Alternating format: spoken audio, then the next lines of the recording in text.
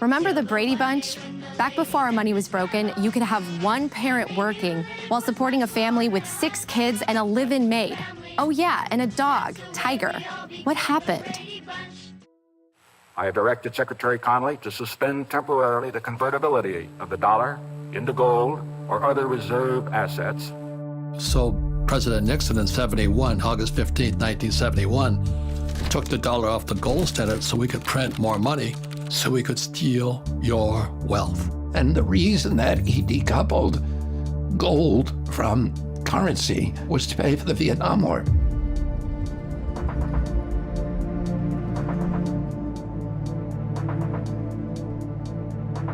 The dollar will dramatically lose its purchasing power. The more they print, the more it gets diluted.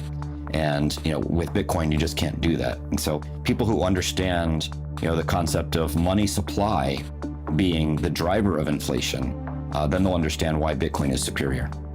So a single politician with the ability to print money can turn employees against employers, can turn the customers against the vendors. They can turn every industry against every other industry. They have people rioting in the streets. And typically, the people don't realize that it's the government that's created the distress, and they blame the shopkeeper or the policeman or the person in the streets for causing their problems. And so you have unnecessary violence. You have human tragedy. Businesses collapse, families collapse, people lose their lives. And it's all because the economy is, in essence, collapsing because the energy is being drained out of the currency. There has been so much damage caused by broken money over the last 50 years, and more people are feeling left behind. If you work for a living, you're paid a salary, you're kind of a slave. Well, that's a harsh word, it makes us uncomfortable. But it's true in the sense that you're given a certain amount of money for your time and effort. Therefore, you don't have time for creativity and innovation because you're just doing your job, just punching your ticket. Well, part of that is because your money that you're paid gets less valuable every day. We've been sold a bill of goods that inflation is good for us. That's nonsense. Why should the devaluation of my hard-earned money be good for me? That doesn't make any sense at all. Who it's good for is the people at the tippy top. How in the world are they going to get ahead if they're operating on this system that doesn't preserve their energy and their work and their time? So it seems like we're all getting rug pulled. I have a sneaky feeling it's inflation that's taking advantage of us. But what exactly is inflation?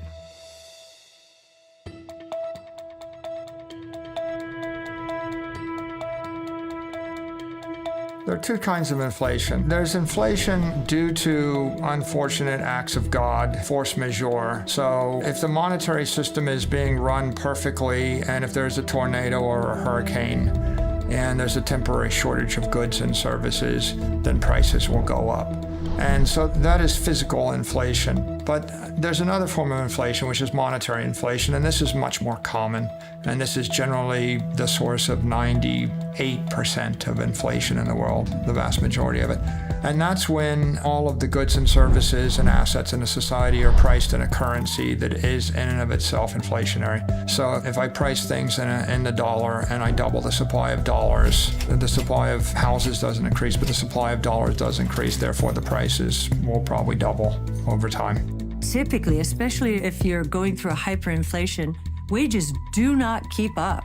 They do not keep up. And so inflation eats into purchasing power.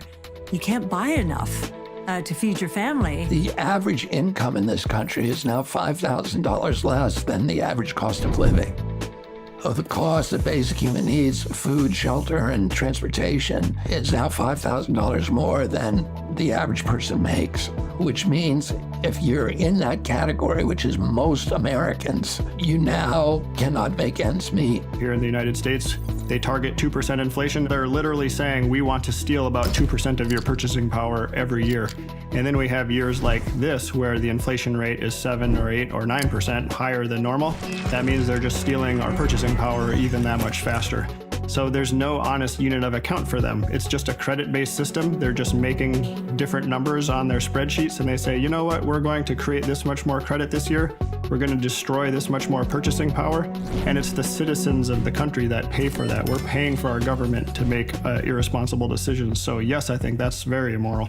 At this point, it's getting very difficult for people to catch up. We're seeing more people working multiple jobs just to make ends meet. We see more dual income households. There's less households where you just have one person that works and one person that stays home and runs the household and the family. Now everybody's working. So let me get this straight. We take our God-given talents and work really hard, and our money buys us less and less every year? I don't like the sound of that. So how does government create money? We print it digitally. So we as a central bank, we have the ability to create money digitally. We also print actual currency, and we distribute that through the Federal Reserve banks.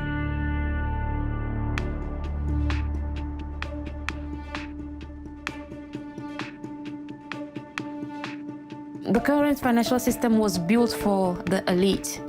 It was built to ensure that those that control institutions and have a vast amount of money can make even more profit at the expense of regular citizens that are from the working class. The current financial system was designed to promote the wealth of a minority, which is why that minority tries everything possible to discourage people from using Bitcoin, because they know they will end up losing that privilege they have been carrying for centuries. So we can't trust money to tell us accurately how much value we create. So it's not hard to see how we go from this to a world where a lot of people just don't even know how much they are worth to the world. And that makes it easier for the bullies of the world to step in and say, you know what, we'll tell you how much you're worth. A person who gives themselves to honest labor and gives an honest day's work deserves a wage that will allow them to sustain their lifestyle at a basic standard. And if that's not happening, then we have a problem in terms of the way our economic structure works. And there are a lot of people who work multiple jobs in order to meet that standard. And that is probably an indication that we have a problem. It's not good stewardship to put myself in a position where I acquire so much debt that I can't sustain my living. And we have people who are doing that all the time, and we have people who in some ways promote the idea that you can live this way. The incentives exist for the Fed to provide extremely cheap credit to banks and for them to mark it up a little bit because it's profitable for them, and then to offer that credit pretty cheaply and essentially create, debt slaves or indentured servants out of every American and anyone else around the world that they can lend to that is plugged into the Western banking system. That's just the incentives of the system that we have today. So was our monetary system designed to siphon away wealth from the working class?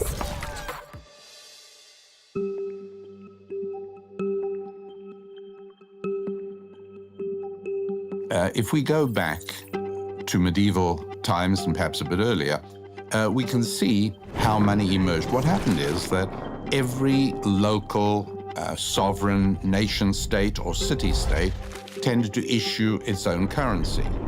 And two things impacted the reliability, the durability, and the effectiveness of that currency.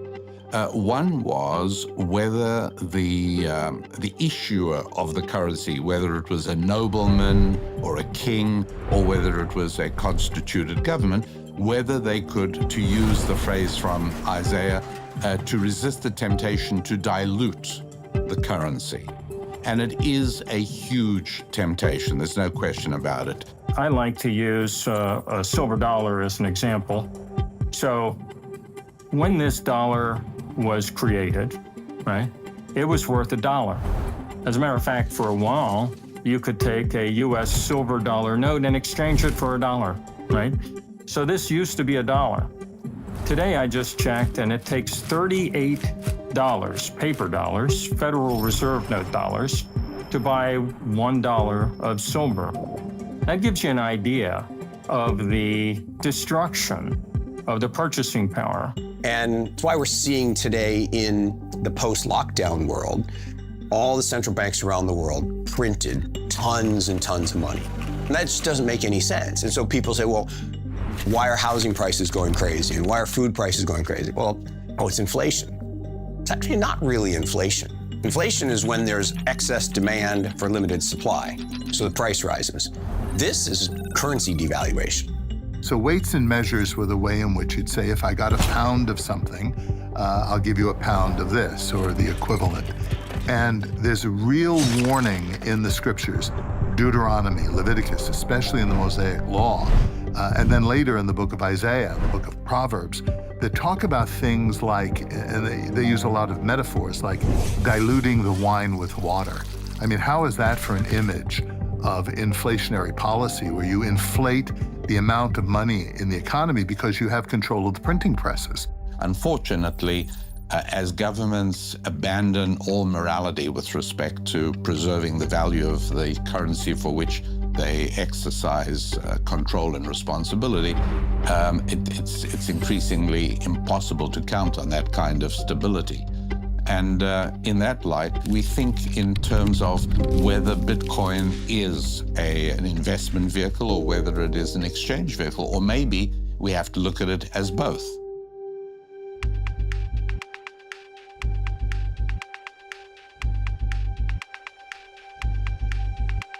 There's no actual mechanical difference at all between you and I putting together a dollar printing machine and spinning up some counterfeit $100 bills and trying to go out, take those into the world and trade them for goods and services. There's no difference in you and I doing that and what the Federal Reserve does by the trillion. It is one of the core contributors to the rich getting richer and the poor getting poorer.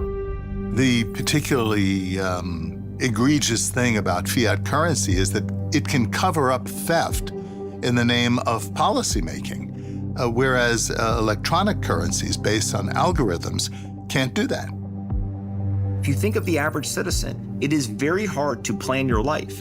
If I don't know what the central bank is going to do next month, let alone a year from now, 5 years, or 10 years from now.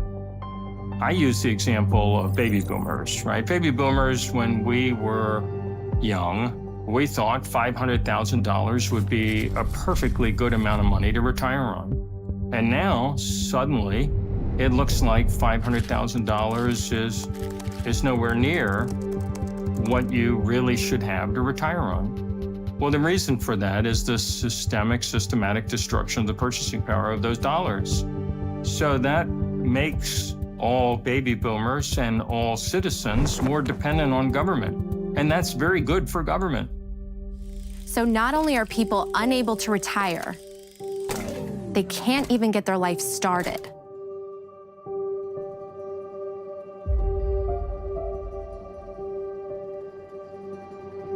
God's will is for us to be fruitful and to multiply. And one decision or one factor that impact many people's decision to have children is their finances.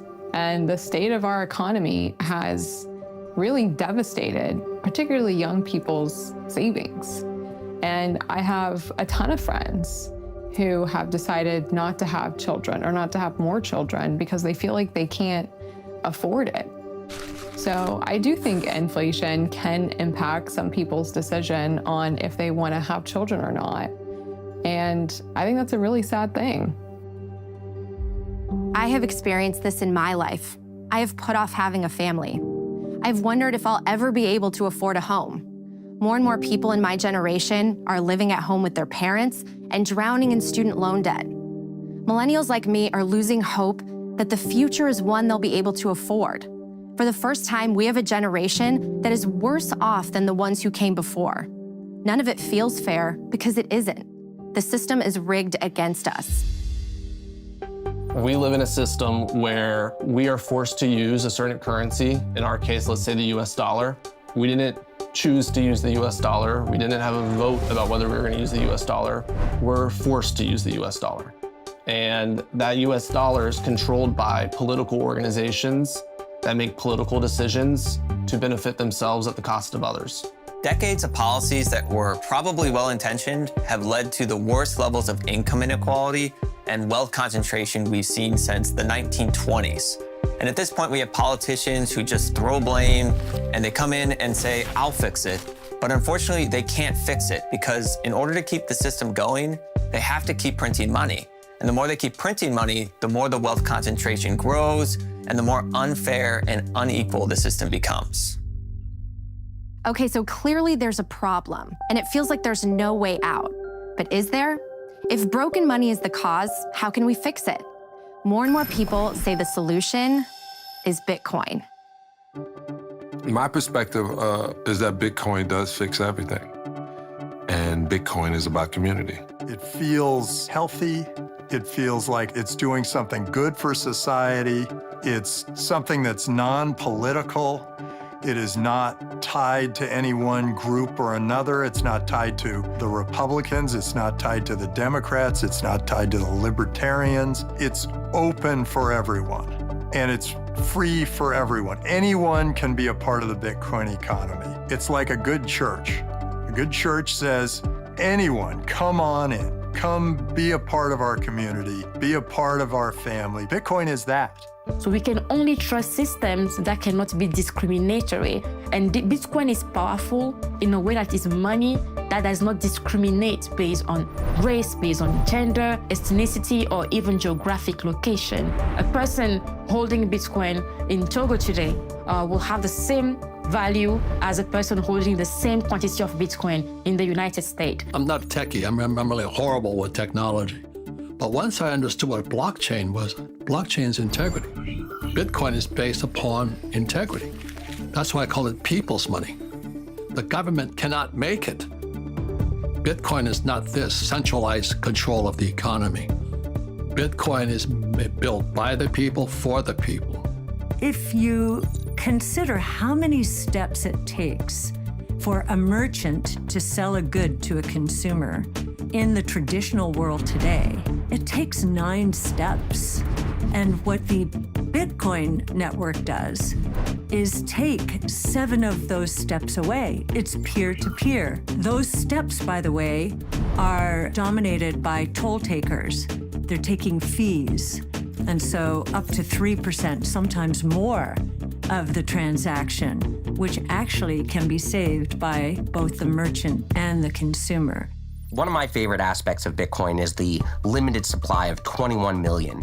I think that having something that can't be changed makes it so powerful, and it makes people appreciate, just like their time is limited, their own personal wealth is limited. When they see that the Bitcoin amount is limited to 21 million, it really makes them understand the difference between Bitcoin and every other currency, all fiat currencies which don't have this limit. So that key is what makes Bitcoin special.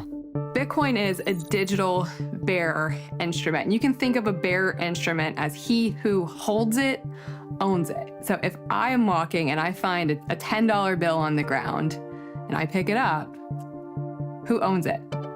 I do, because I'm now holding it. If I give it to you, now who owns it? You own it because you're holding it. That's a bearer instrument. She who holds it owns it. How do we make this happen in a digital world? Well, it wasn't possible before Bitcoin because Bitcoin solves what's called the double spend problem. Think about it when you take a picture on your phone and you send a picture to your friend. You still have that picture on your phone, and then on your friend's phone, they have a copy of that picture. If I want to send money to my friend, peer-to-peer in a digital way, it's really important that when I send it, it leaves my device and it's only on their device. Otherwise, you have what's called a double spend, and that's where you can double spend the same piece of currency over and over again. That doesn't work for money. So Bitcoin solved that decades-old computer science dilemma called the double spend problem. And that allows for the peer-to-peer transfer of money in a digital form for the first time ever. What Bitcoin does is it gives you back that ability to be your own bank, to custody your own funds, to spend money, but the way we do with dollar bills now, but in a digital, virtual way. That's really powerful. So to recap, there are only 21 million Bitcoin, and the network gives you total control over your money. And now some of the most successful entrepreneurs are into Bitcoin. If you look at what gold is, let's start there. Nobody carries around a gold bar, but some people just feel more comfortable holding gold than they do cash. But the reality is nobody actually owns gold, right? They don't physically own it. Some people have coins, but that's, an exception. And so gold itself is actually just a digital transaction that's stored on a ledger somewhere. It just happens to be on a fiat ledger where it's a traditional database held wherever you're buying the gold at a bank, an investment bank, whatever it may be. There are a lot of vertically integrated organizations that control your access and the distribution and your ability to use traditional gold ownership. Bitcoin is very similar in a lot of respects, only the ownership of that is stored in a wallet, which, if you have your own wallet, is stored on the Bitcoin blockchain. For example, dollars aren't a great store of value because we have to trust that the government won't print more. With gold, no one controls the production of gold. So we know that its issuance is not controlled by any one party, and it requires work. Gold is a proof of work sort of asset where you have to dig it out of the ground.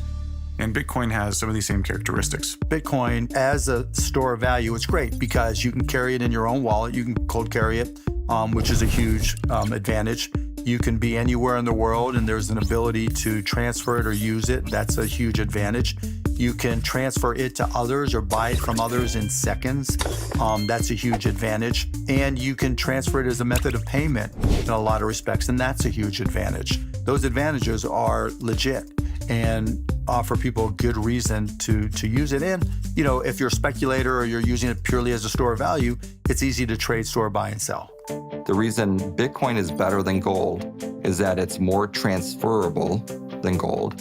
If you try to move $1 billion worth of gold, you need like an army to move that, and it's very expensive.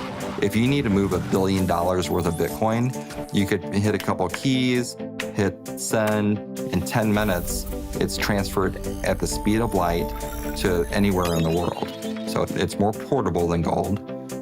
It's more divisible than gold. So you could divide Bitcoin by up to 8 decimal points. So the smallest unit is called a Satoshi. So it's more divisible. If you try to divide a bar of gold or a gold coin to go pay for Starbucks, you can't do it. So more divisible, more portable, and it's more verifiable than gold. It's hard to verify gold. Bitcoin is easy to verify. You just type the key into a blockchain explorer, you could verify that you're Bitcoin. So to get this straight, Bitcoin is a digital asset that moves through the internet without a third party like a bank or credit card company approving the transaction.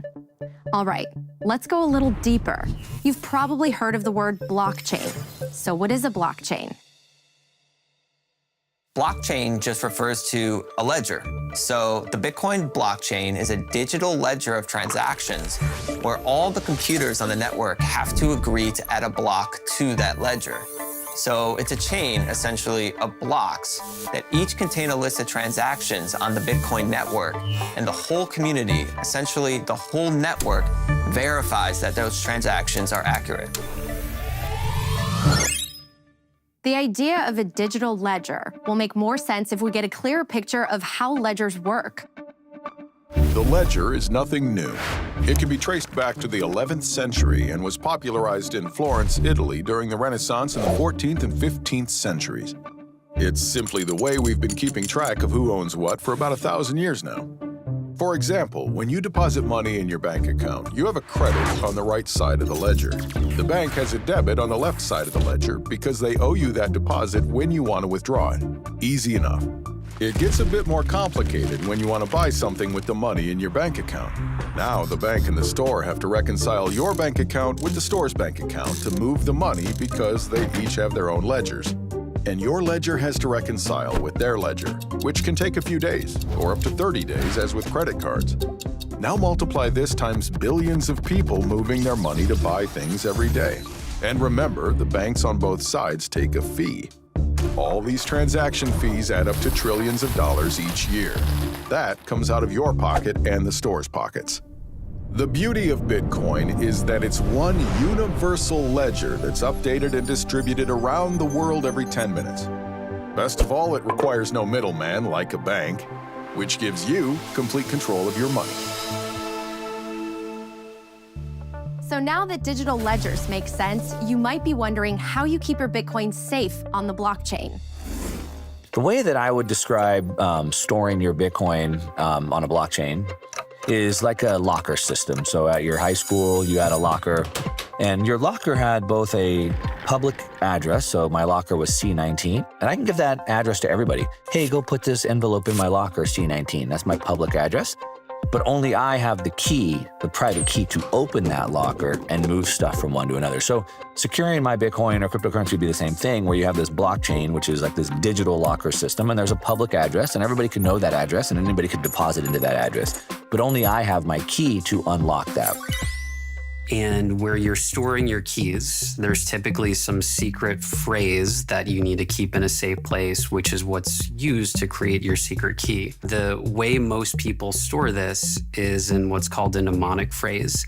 And you've probably seen this where it's either a 12 or a 24-word phrase typically. And each of those words comes from a specific word list. And when you stack those words together, 24 words is the number most people use, which corresponds about to the number of atoms in the known universe. And so we're storing a tremendous amount of randomness there that makes it computationally impossible to break into. And that's the piece you need to keep safe. Okay, that was a lot to throw at you, so let's try to keep simplifying it. Bitcoin might seem complicated.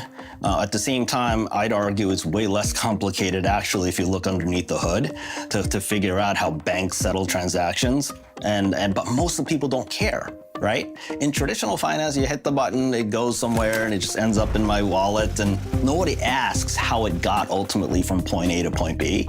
Bitcoin is new, and I get that people have more questions ultimately about it, but over time, I feel like the trust in kind of the Bitcoin blockchain, as well as the longevity of the technology and how, the software has been up and running for so many years, people will stop asking the question. It'll become very normal.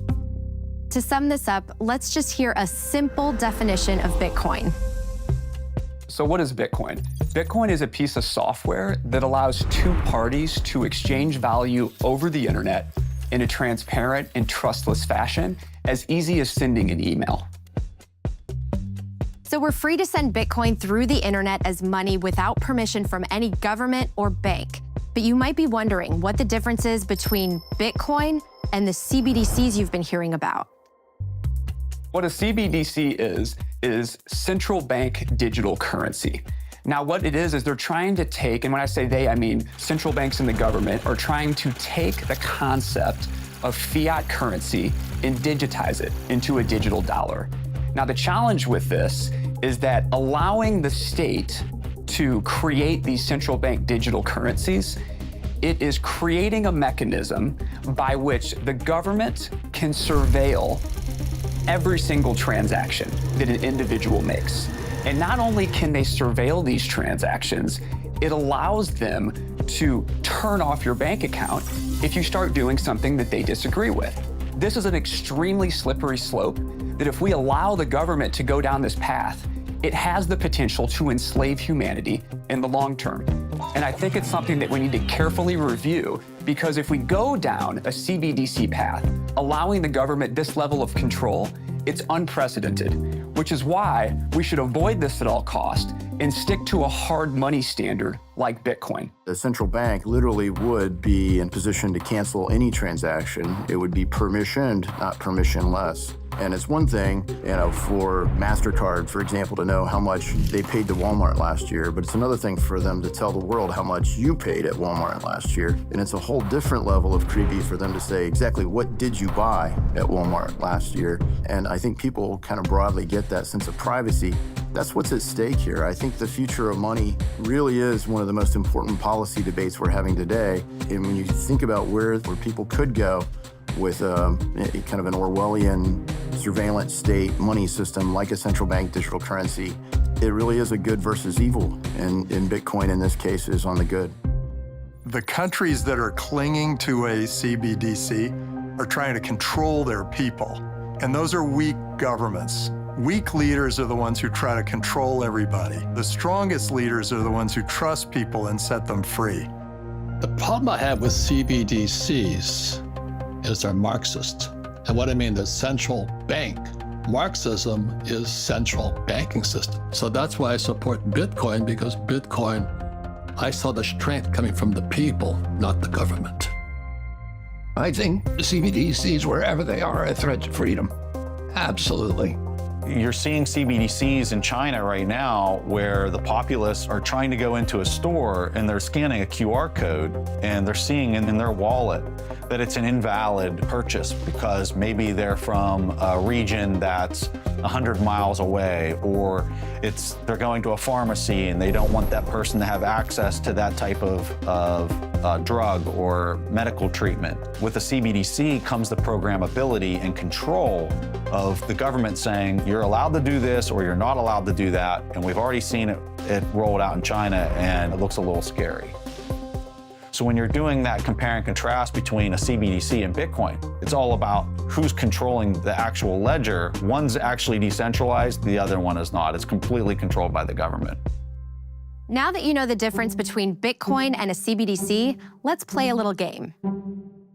Hey everyone, time for one of my favorite games, CBDC versus Bitcoin. Here's how we play. I'll read you a headline from our not-so-distant future, and you have to decide, am I describing a CBDC or Bitcoin? Are you ready? Okay, first one. After criticizing President Macron on social media, French pilot's digital wallet is frozen. Come on, this one's a no-brainer. CBDC or Bitcoin? That's right, CBDC. Next. British electrician protests being denied a pint of lager at local pub for exceeding his alcohol limit for the week. Which is it? CBDC, Bitcoin? Well, of course it's a CBDC. All right, last one. Are you ready? Can I get a drum roll, please? After Chinese invasion, Taiwanese citizens escape with their savings in their head. Border guards are unable to confiscate their wealth. You tell me, CBDC or Bitcoin? That's right, Bitcoin for the win. Thanks for joining us today, folks. Natalie, back to you. Hopefully by now you're feeling more assured. So let's get back to the idea that Bitcoin fixes everything and look at exactly what it can fix. I think that there's a moral case to be made for Bitcoin in that it is for the end consumer, for the citizen. It is the stable form that cannot be stolen or corrupted or manipulated or inflated. And so for an individual, that is a great thing. It doesn't necessarily benefit certain governments who want the ability to wipe out with the stroke of a pen or the muzzle of a gun the bank accounts of its citizens. So politicians promise you that they will make your houses more valuable, that you can use them as ATM and extract value from them, that you'd have cheap borrowing and cheap leased cars and cheap mobile phones, and you'll just be wasteful and keep consuming, borrowing, spending, consuming. This is not sustainable. It's not sustainable for human harmony. It's not sustainable for the planet. It leads to a joyless market society that measures GDP and exchange value over experiential value. And experiential value is much more valuable to human beings. We don't measure our literacy rates, our suicide rates, our divorce rates, our happiness, our pollution within the GDP metric. We only measure exchange value.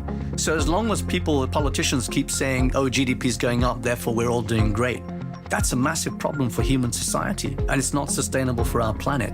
So I think it's extremely important that we consider a sound form of money as a fundamental change for our financial and monetary system, because that'll put us back on an even keel.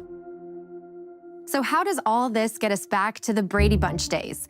You know, where a family can actually live off one income and have a balanced life? Bitcoin could make life affordable again and allow us to plan for our future. If money actually held its value, imagine the freedom we would have. I think store value is a really interesting concept that ultimately people are trying to figure out, where can I put my economic value that I've gotten in exchange for the work that I've done? And I don't just want it to not go away. Maybe actually it should increase in value over time. And I think something like Bitcoin continues to perform over the last 15 years as the best store of value on the planet. People view Fed monetary easing as printing money. And if you're printing money, it's going to create inflation, and therefore sound money tends to grow in value. Just in case you haven't heard of sound money, let's take a moment to learn what that term really means. What is sound money? The term sound money originated back when we used gold coins as currency. Oftentimes, as a way to create more money, kings and queens would mix in common, cheaper metals with gold. That way, they could create a coin that looked like it was pure gold, but really, it was diluted. And that allowed them to create more coins with the same amount of gold. So instead of 10 ounces of gold being able to create 10 coins, now they could use that 10 ounces of gold mixed with junk metals and create 14 coins. It was a very sneaky theft of the people's money. The public got wise to this scam and found a simple but clever way to test if their coins were pure. If they dropped them, a pure gold coin would make a different sound than a diluted one. Today, when we refer to sound money, we mean money that cannot be diluted. Bitcoin is the soundest form of money humans have ever created because no matter how hard anyone tries, you can't dilute Bitcoin by creating more of it. There will only ever be 21 million for all of human history. So because Bitcoin can't be printed out of thin air, it gives us money we can trust. And what's more, it's inclusive and open to everyone around the world. You know, if you are one of the 50% of the planet who does not have a bank account, you are shut off from the global economy. You can't go shopping on the internet if you don't have access to a credit card or some form of digital payment. So there's a huge amount of people around the world that are frozen out of the financial system and the ability to improve their life circumstances. Bitcoin, it is designed ultimately to replace both the monetary system and the financial system. It is a math-based system where at its core, it is trying to remove politics from money. The beautiful part about that is that anyone, anywhere in the world can use Bitcoin at any time for any reason. No one can censor them, no one can stop them, no one can tell them that their use of money is wrong or not allowed. No one is going to change the rules on them halfway through, and everyone operates by the same rules. It doesn't matter if you're a billionaire, it doesn't matter if you're a president, it doesn't matter who you are. You have the exact same rights within the Bitcoin system that the person who makes $1 a day has. Do I believe that it can help people rise up out of poverty and give them opportunity to do business where they weren't able to before? Yes, I do. And it's certainly been the case around the world where people have gotten access to a financial system that they didn't have access to before. For example, talk about financial inclusion, for instance. The current financial system excludes a large amount of people from being able to access financial services. If you looked at a continent like Africa, one of the reasons they can't crawl out of poverty is because the currencies in every country in Africa, they're either broken completely defective, or they're impaired, and they're continually siphoning economic energy from the working class and from the businesses in those economies into the hands of the politicians that control the corrupt currencies. You, in essence, don't really have any hope of accumulating wealth if you're paid in a defective currency and the currency is continually collapsing. Not only does Bitcoin allow people to be their own bank, it is the only form of money that gives us digital property rights. Bitcoin is very transformative because it gives us a new set of building blocks. We don't know all the things that we can build with those building blocks, but what we do know is that it solved maybe the oldest problem in humanity, which is how do I secure my property in a way that can't be stolen? The ability of a person to have full rights to the money that he has earned, that he has brought into being, without interference of any more powerful entity, whether it is a band or a gang or a government or anything else that could use force against him. That's a huge advantage and a huge asset. Coming from the former Soviet Union, my parents brought my family over 1989. I was 7 years old. Along with my sister, and we left the Soviet Union because many people know it was a very oppressive regime. Things were scarce, goods were scarce, people weren't really free to do what they wanted, information was very strictly controlled. So what I found out is that when we left, the government was able to exchange about $100 per person. For my family of four, that meant we left with $400 in our pockets. And that's all we could take with us. Otherwise, our option was to exchange these Soviet rubles on the street, which basically had no value. Had we had Bitcoin back in the Soviet Union in 1989, we could have actually taken our hard work and everything that we had done with us, that value that we earned. If you show up at the airport with all of your money in any other nation state, they either arrest you, they send you home, or more likely, they take your money and send you home, right? Try to walk through an airport in most countries with $1 million of gold in your backpack and see how far you get. You can't even walk through with more than 10,000 of anything. Governments have captured the capital of their citizens, and if they can force you to use the currency while they've got the capital captured, they can simply seize as much of your capital as they wish by debasing the currency more aggressively. Bitcoin reverses that balance of power because now for the first time, you could actually store your capital in a hardware wallet or in a set of private keys. And you don't have to move it physically through the airport or on a ship. You can actually move it through cyberspace with 12 words. You could send all the digital capital in the country over a WhatsApp message. There's a famous phrase, an armed society is a polite society. When the citizens are disarmed and the government's the only entity with the guns, then one person can simply steal all the property. And when 95% of the citizens are starving to death, that's not a problem. As long as 1% of the people have the guns and you feed the 1% with the guns, you could still control the country.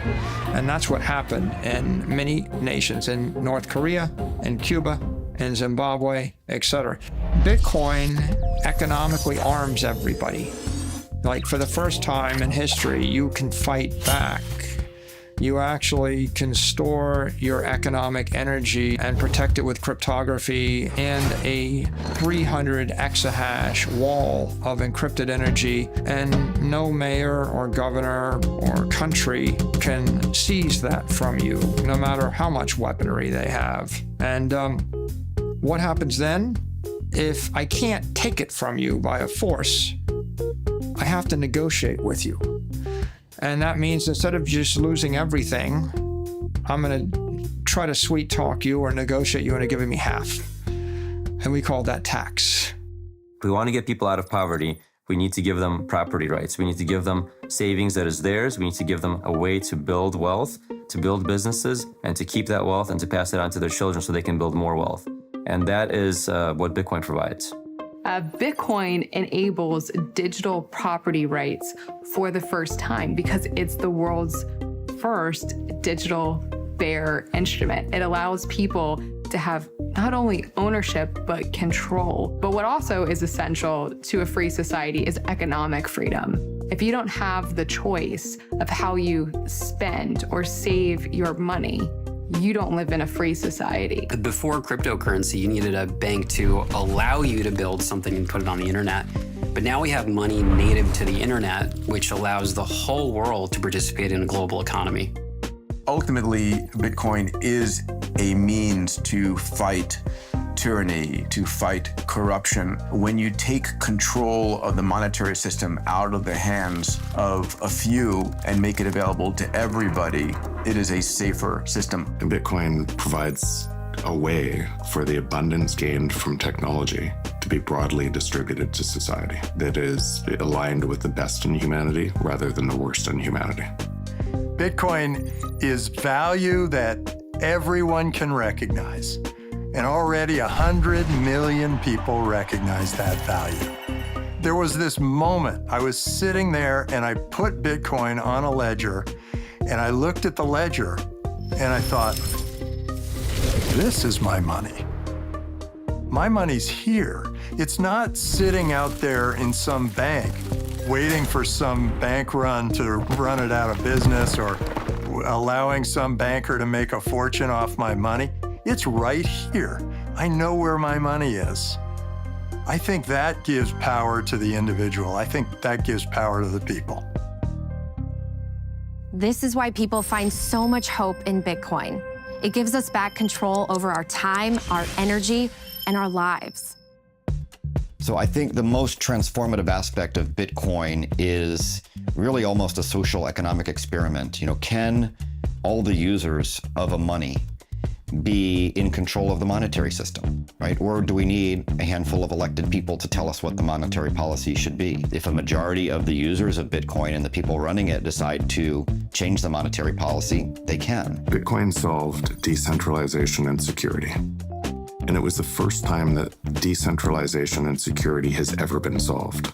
And for anyone that's gotten into Bitcoin, reading the Bitcoin white paper is usually the inflection point where it's a 9-page, really easily understood document that lays out what's now the whole cryptocurrency ecosystem. The fundamental idea that we can have a financial system where individuals are really in control of their money. You don't have to have all of the intermediaries that were problematic in the 2008 financial collapse. When I saw that as an engineer, I thought, wow, this is one of the most empowering things that I could imagine. The most important thing is the way it reorganizes human behavior, right? Because for basically thousands of years, most things happened in a trusted way. You had to trust somebody in order to conduct a transaction. You had to trust somebody in order to store your wealth. And now you don't. You can use Bitcoin and you don't actually have to trust anyone. You just have to trust the algorithm. You have to trust the software code. You have to trust the rules of the system. And so Bitcoin is this very transparent system based on code and based on rules. It doesn't require you to trust a bank, doesn't require you to trust the government, doesn't require you to trust your neighbor even. You can use it to do business with an enemy, you can use it to do business with a friend. I think the fact that no one can control or manipulate Bitcoin and that everyone has to play by the same set of rules and there's no rulers, I think that makes it inherently very moral. There's no one who gets a special unfair advantage in Bitcoin, and that's different than the current system we have today, where whoever's closest to the money printer basically disproportionately benefits from it. And so I think Bitcoin can make the world a better place by making it a more fair and inclusive system, and will help fix some of the division, polarization, and the wealth concentration we see today. There is so much Bitcoin can heal. It can even prevent those in power from being able to take our money or silence us. The first thing that happens when you go against the government, that is a dictatorship, they will take away access to your money. And it doesn't even have to be a dictatorship. Justin Trudeau in Canada worked to use banks to cut off money for truckers. They were protesting COVID restrictions that were put on them in Canada, and they were using the banks to do this. This was actually considered illegal in Canada, but nevertheless, Trudeau did it. Banks complied with it, and they started choking off the protests by restricting the money. The government taking people who had committed no crime, who were not charged with a crime, who were, of course, never convicted of a crime, and punishing them for criticizing government policies, and punishing them in a way that was almost worse than imprisonment, because if you can't get at your bank account, you can't feed your children, you can't buy gasoline, you can't pay the mortgage on your house, because if the government has the capacity to starve you to death, to keep you from getting work, to keep you from shelter, then it has license essentially for any atrocity. And at that point, I began looking more seriously at Bitcoin as a currency that could be used to escape the government surveillance systems. When working in Moscow, when our bank accounts were blocked by the regime, we were able to continue our activities thanks to Bitcoin savings. Basically, Bitcoin gave us freedom of action and freedom of speech at that time. The US government has the discretionary ability to effectively turn off the savings of whole nations at a time. That's what they did with Afghanistan, for better or for worse, after the Taliban took over. That's what they did with Russia in February of this year. Again, for better or for worse. You might say, well, these are the strategic objectives of the United States. That's fine, but what they are doing is confiscating the savings of entire nations. And it's just a fundamentally unfair dynamic, right?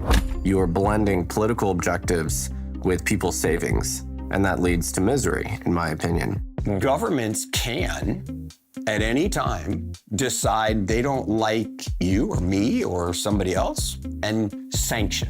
If we called sanctions what they are, right, financial sanctions, starving children, you're basically cutting off supplies of goods and services to a population, we probably wouldn't like it as much. But when we call about economic sanctions, whether it's Venezuelans or Russians or anybody else, governments almost glamorize it because they're like, well, we know better. We know what's best. But censoring someone because they have different views or different lifestyle or different perspective on how the world should interact, it's not really our job. So PayPal came out with that policy where they said if you say anything online we don't like, misinformation, which of course, as we found out for the last 2 years, what was labeled misinformation actually came true. But if you do misinformation, they can pull $2,500 out of your account. It's not your money. Of course, they got massive amounts of backlash and they came out and said, whoa, that was a mistake, that was a mistake. And what we're seeing in Canada, what we're seeing with PayPal, what we're seeing with the banks is that your money that you think is your money is not your money. And at any time, they can decide to censor you or block it if they want. And at the end of the day, if we don't have the ability to determine our own future for ourselves, for our family, on a monetary basis, we don't actually have any real control of anything in our own lives. Bitcoin puts you back in the driver's seat of your life, which is why so many people see it as the ultimate force for good. I absolutely believe that Bitcoin already is making the world a better place and will continue to do so in the coming years.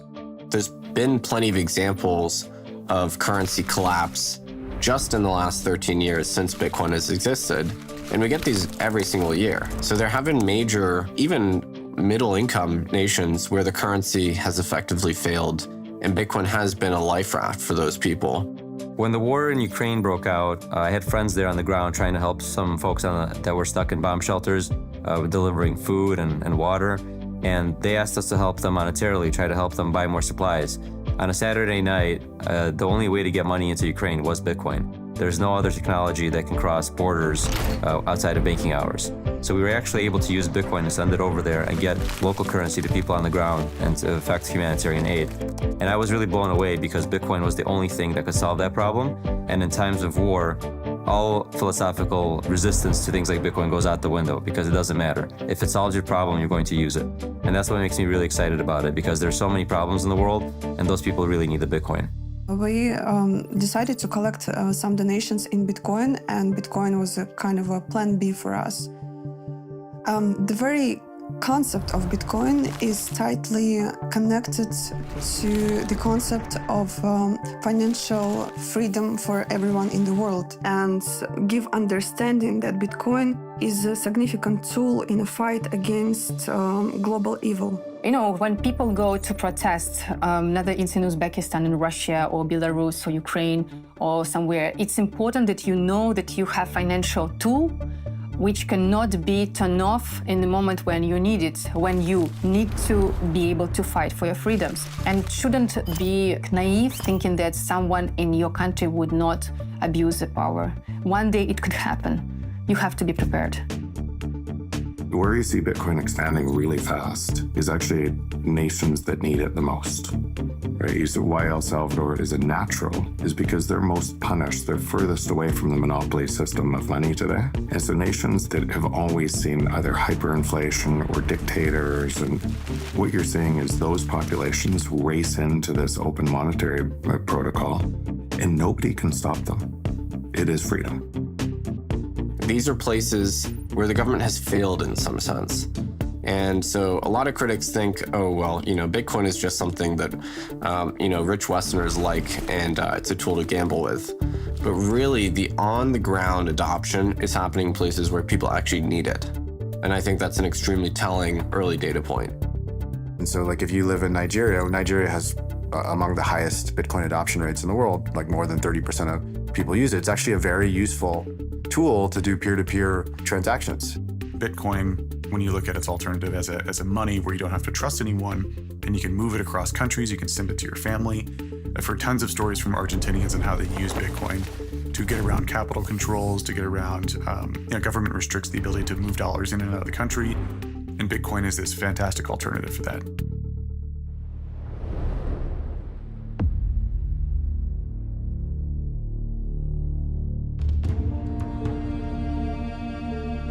My country is ruled by the oldest military regime in Africa, same government in power for 57 years.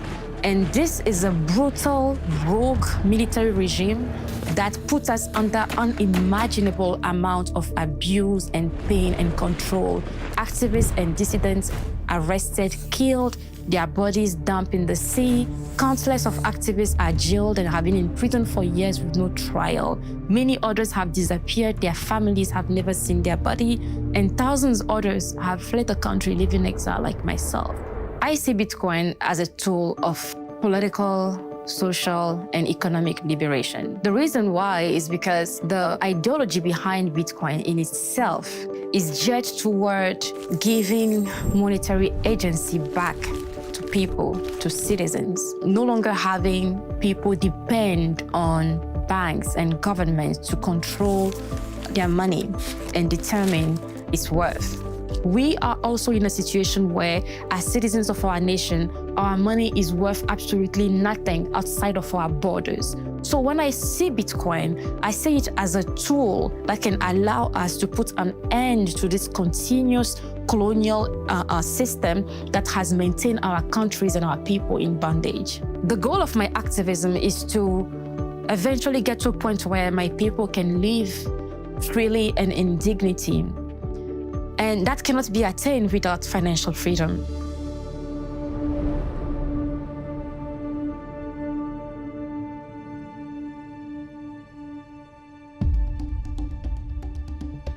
Digital Sun Fund, which is my nonprofit organization.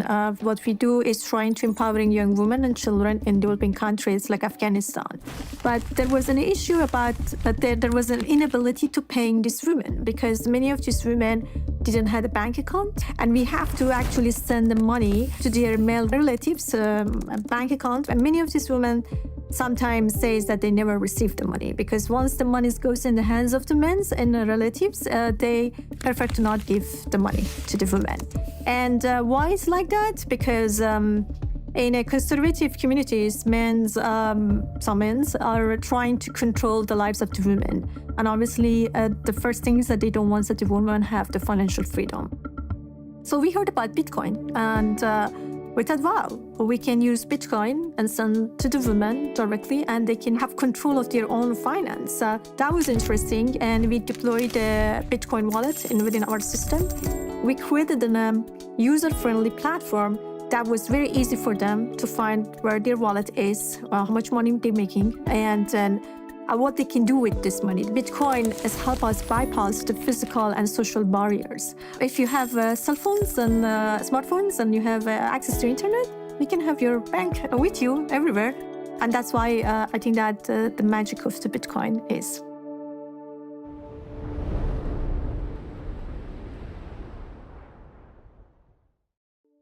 The Jews of Eastern Europe when the Nazis arrived, the Jews of Spain before that, Jews of Arab countries in the late 40s and early 50s.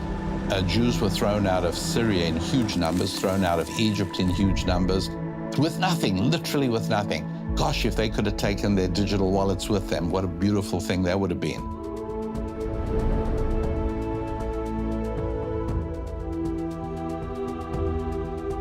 I think Bitcoin is as much an ideology as it is a technology, but because it's an ethical ideology, there are many people that feel very spiritual about it and others that view it as a religion.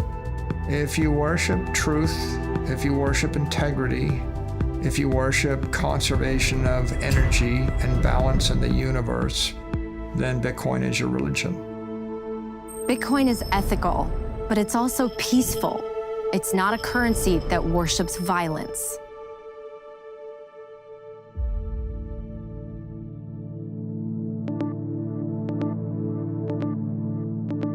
From a political standpoint, you have politicians on both sides, Republican, Democrat, it doesn't matter, that are aggressively trying to vote resources, financial resources, into their local jurisdictions in order to support this war machine that's happening. And that's the game of fiat currency where nobody is pegged in operating off the same rules, the same rule set, which is supplied by Bitcoin. It supplies this global rule set that nobody can manipulate, cheat, or take advantage of over the expense of other players in the global game. And that's why Bitcoin's so different. And that's why Bitcoin solves this massive problem that has been wrought throughout history between humanity and violence. Fiat money is used to fund wars. We've spent $8 trillion on regime change wars over the past 20 years. And all of those wars made America less safe and less secure and less rich. There was almost no debate about those wars beforehand. What do we get for those wars? Iraq is now worse off than we found it.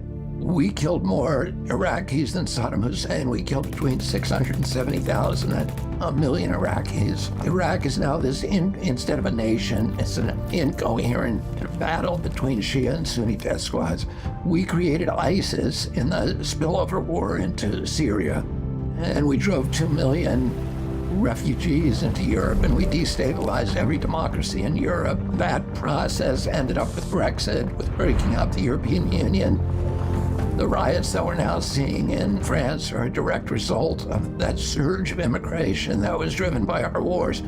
So the taxpayer would never agree to fund those wars in advance. And the government doesn't want it, politicians don't want to go to the taxpayer and ask that permission. So it's much easier for them to just declare the wars and then finance them by printing more money. But ultimately, the people who pay for that money are the middle class, and they pay through the mechanism of inflation. So when the governments print money, it has the ability to fund the military-industrial complex and create tremendous reckless spending. So when you look at wars throughout history, that's a very, very profitable thing. And central banks can print money to fund both sides of the war. As a person who was flying attack helicopters in combat, there was almost every single flight I went on, somebody that was being shot at, injured, killed. Providing that support for people on the ground was an extremely humbling experience to just see how destructive human beings can be towards each other. When you go far enough upstream as to what's driving this behavior, why is this even happening? I personally arrived that it's the money that's causing this to happen. And there's probably nothing more important for me in my life than trying to make sure people can understand that there's a better way to conduct exchange. And there's a better way to get along with each other than to have a trusted ledger that nobody can manipulate or change. We need to make war and fear less profitable. That's the real layer 2 solution that we need on top of Bitcoin. It's us, not code on a blockchain, but a human society that makes nonviolence and kindness more profitable than exploitation and greed.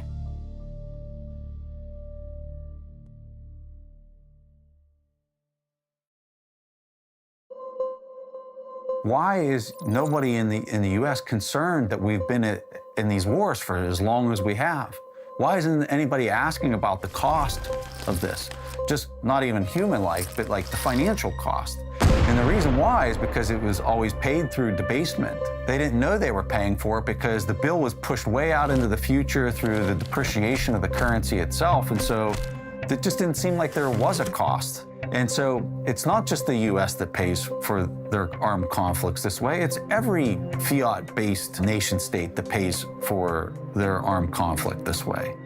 If you move to a Bitcoin standard, all of a sudden, you can't debase the cost of conflict away.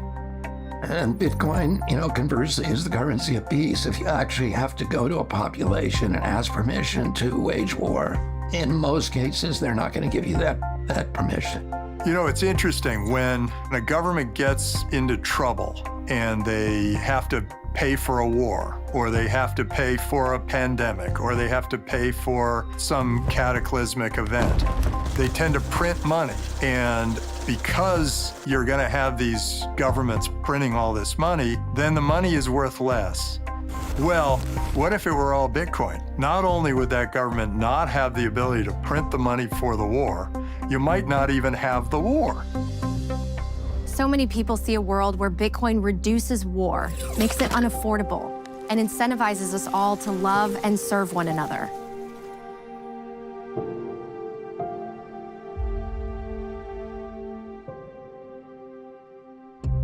I believe that Bitcoin is just money, and in the Bible there are many examples of what just money is and what unjust money is. Without a doubt, government fiat currency is not just money. It steals from the poor and gives it to the rich. It creates more income inequality. I think God hates the current system that government fiat creates. That elite group of people makes decisions based on their own portfolios, based on their own set of priorities or those of their friends and colleagues who mean a lot to them. They're not really making up more money. They're just taking it, very often through inflationary policies, from those who have earned it. It becomes a system of great injustice and even theft. The United States government has been printing money like crazy. It's the dream solution. It's a way of stealing money without being caught.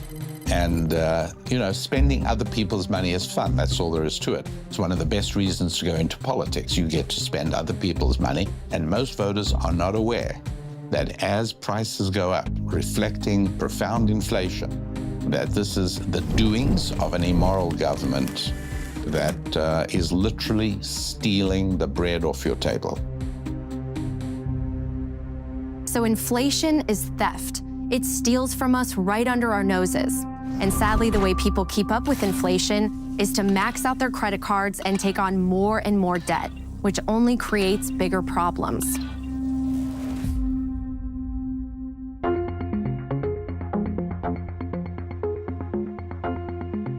We have interest levels today in our time that far outrun inflation oftentimes. And I think that does raise some ethical questions for us about how we handle our money in the modern world and how we charge people who pursue credit, that kind of thing, because they end up paying a lot just to make up the credit aspect of what they've done as opposed to the money that they've been provided for in a loan.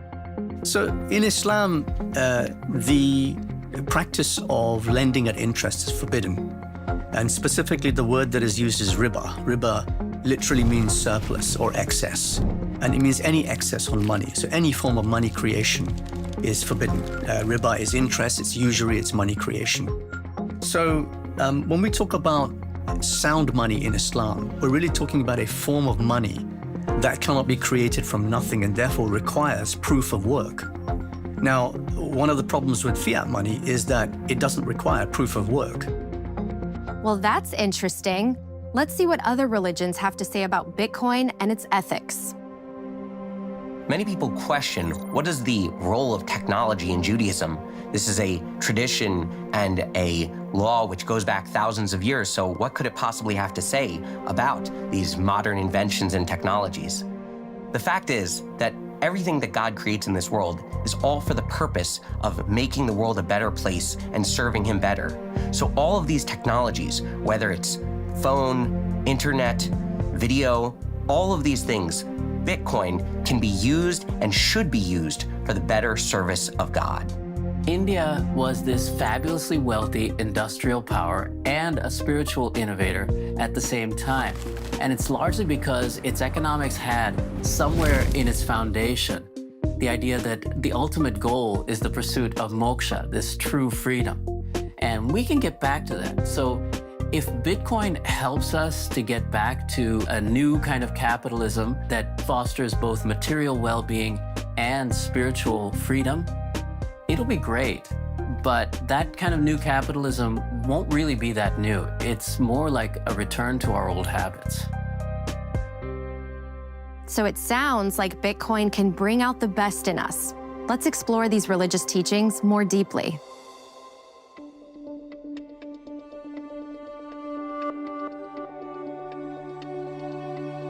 When it comes to Judaism being compared to a blockchain, there are so many points that we can look at. Besides the word chain itself, the transmission of Torah and Judaism through the generations is called the histauchelut, a chain of descent from rabbi to rabbi and generation to generation. So what every individual can do is study Torah. They become their own full node. They can validate all of the laws and all of the customs and traditions. And then as new situations arise, rabbis have to deal with how does the Torah have a perspective on these new technologies, on these new questions? That's where proof of work comes in. The rabbis are the most educated and experienced in analyzing and studying the Torah. So they prove their work through their study and through their writings, which can then be verified by every member of the tribe. All they have to do is look into the Torah and validate that what the rabbis are saying fits in with the Torah values and Torah teachings. Particularly as a Jewish person who the Jewish people have been dispersed across the entire world and have had to move from country to country, I can appreciate a money that you can take with you and own and use for your purposes without it being interfered by third parties. Bitcoin is just another step in the technological development of how we can serve God better.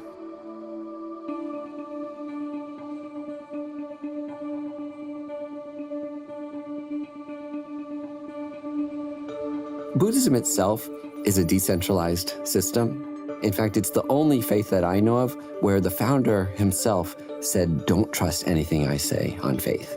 You have to validate it yourself." So what validation in Buddhism means is that you have to critically analyze anything that the Buddha himself said. So in a way, as a Buddhist, you're a kind of block validator where you yourself have to relive the Buddhist algorithm. Buddhism is really like an algorithm, a set of rules that the Buddha said, if you follow these, you will be happy and you will create a kind, benevolent, and fair society. And so that I find very parallel to the way that blockchain works, because wanted to create a system that benefits all beings, and not just some select subset. Those things I think are very aligned with this idea of decentralization. So yeah, I think Buddhism is a decentralized religion.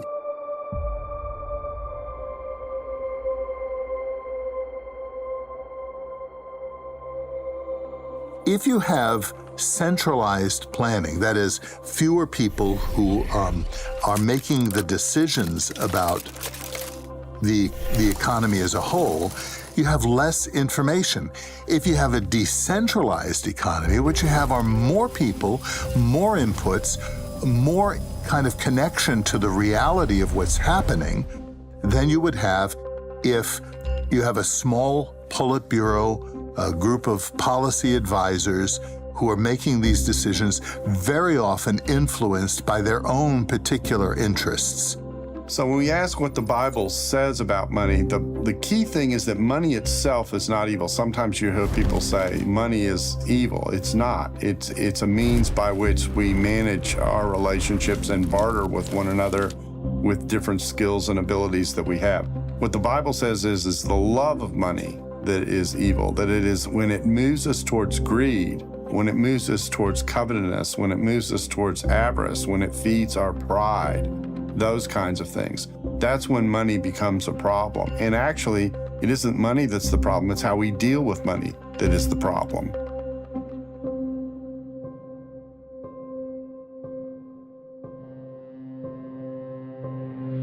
Now, in Vedic economics in ancient times, the ruler, who was often elected, by the way, even 2,000, 3,000 years ago, was judged on a concept called yogakshema, which means an overall material and spiritual well-being of the citizens, particularly the weakest in society.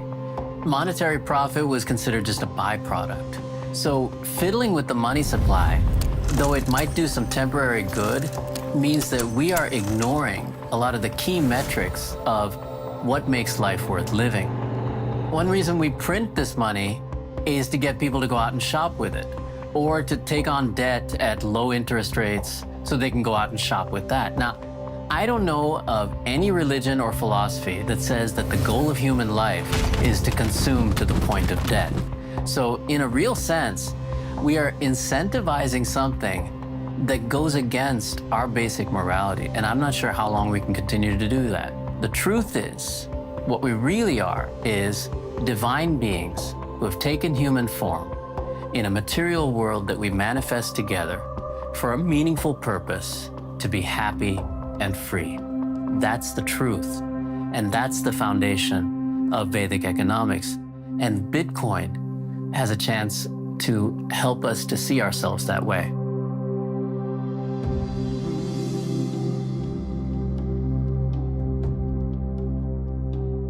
There are sources of scripture in Islam, which are the Quran, which is believed to be the word of God, and the Hadith, which are the collection of the sayings and actions of Prophet Muhammad, peace be upon him.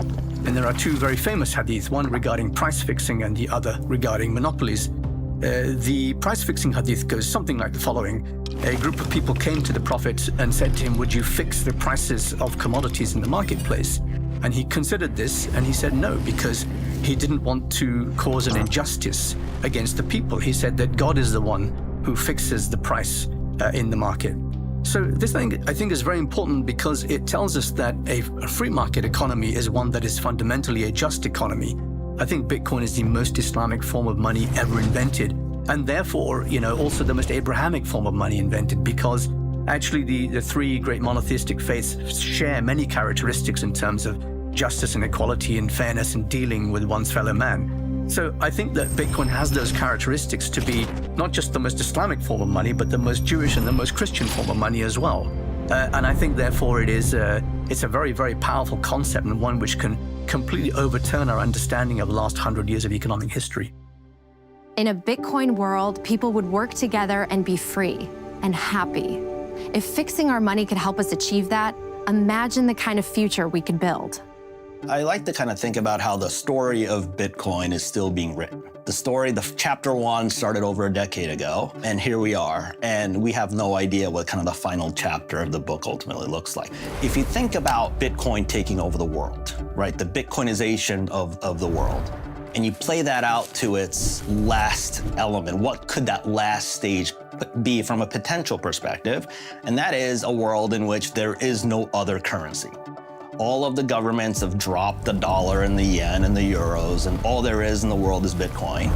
And it is the standard kind of payments mechanism for anything. A few steps before that is going to be central banks around the world adopting Bitcoin as a reserve currency.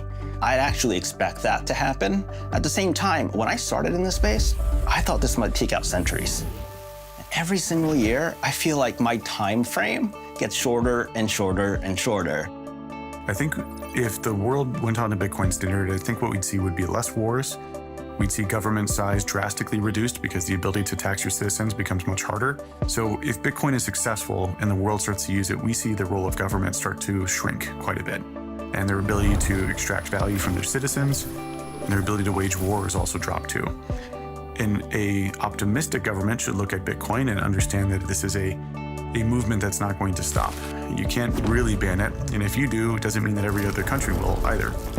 So it's better to get on the train, see this coming, versus try to fight it and try to fight against it. It's sort of like a inevitable sort of change. The things that are happening now are things that we were only dreaming of when we were, on our PCs in computer class in 1985. This is not just an advancement in technology or an advancement in computing or an advancement of a monetary system. In my opinion, Bitcoin represents an evolution of consciousness beyond anything we've seen in thousands of years. We're moving towards a digital future, and we are moving towards a future that's going to require a disintermediation between governments, banks, and centralized control. And Bitcoin grants us this power through an open network that anybody around the world can participate in. It's extremely powerful. And if people adopt it, in time, we will see how we will put the power back in the individual's hands and disintermediate those at the top that are trying to control the human race. There isn't yet a Bitcoin tangible economy.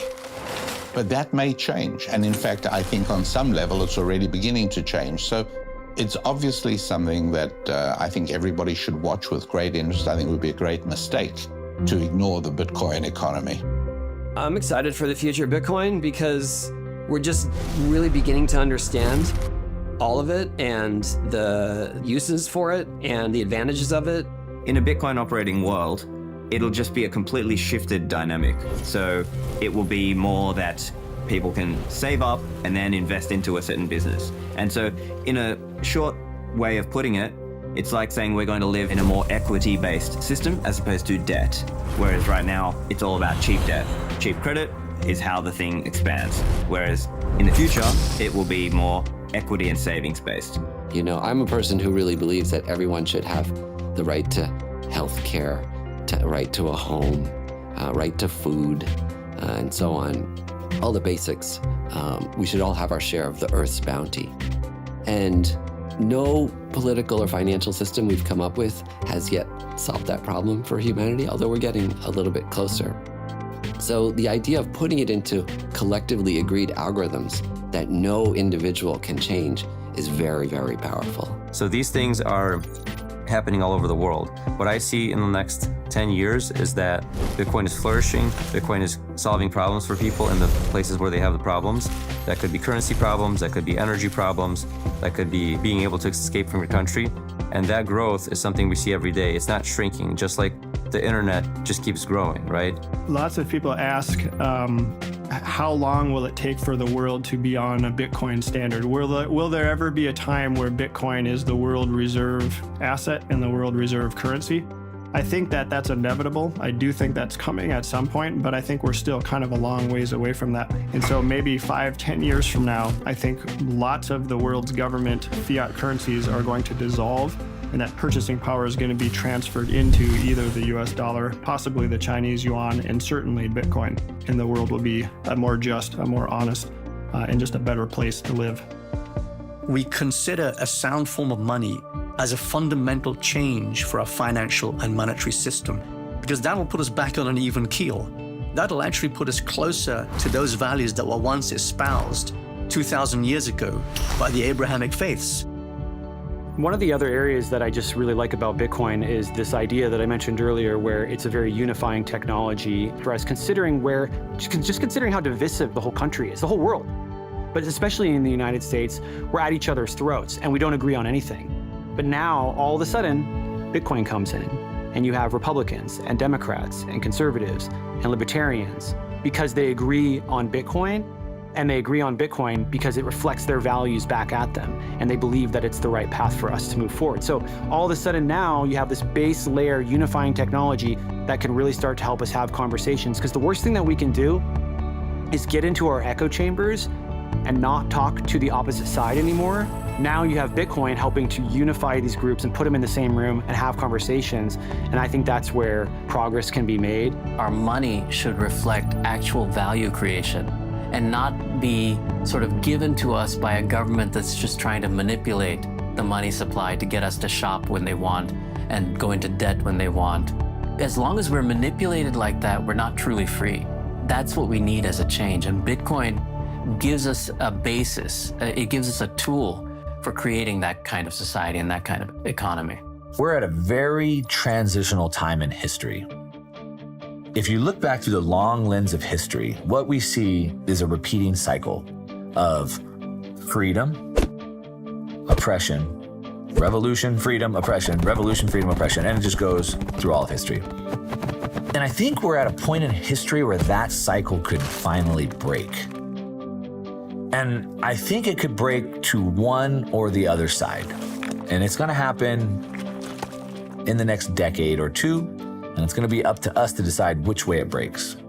And I think the cycle breaks, and either one, it breaks to where through CBDCs and social credit score system like they have in China, through indoctrination through schools and social media, they can indoctrinate us, they can censor us, they can lock us down, keep us isolated, and potentially prevent any revolution from ever happening again.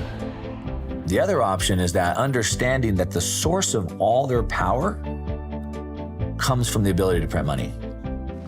The money printer is their power. And if we can defeat the money printer, and they'd have no more ability to print endless amounts of money, then their entire system falls apart. And Bitcoin is that tool that allows us to beat the money printer, defeat their system, and if we move to a monetary system that nobody can control, that system never builds up again. We defeat the money printer, they never get the money printer going again, and we have a life with no revolution cycles of just pure freedom for humanity from there. I see that we do have a choice to make. I always lean into hope and the good in all of us. We should not steal. We should not wage war. We should have a form of money we can trust, so we can build a world of prosperity and abundance for future generations to live together in peace and harmony. Bitcoin embodies that hope, purity, and truth.